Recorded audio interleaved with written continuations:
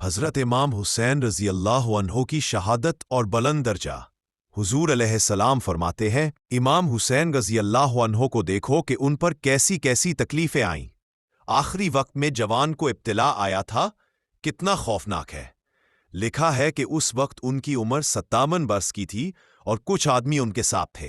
جب 16 یا 17 آدمی مارے گئے اور ہر طرح کی گھبراہٹ اور لاچاری کا سامنا ہوا تو پھر ان پر پانی کا پینا بند کر دیا گیا اور ایسا اندھیر مچایا گیا کہ عورتوں اور بچوں پر بھی حملے کیے گئے اور لوگ بول اٹھے کہ اس وقت عربوں کی حمیت اور غیرت ذرا بھی باقی نہیں رہی۔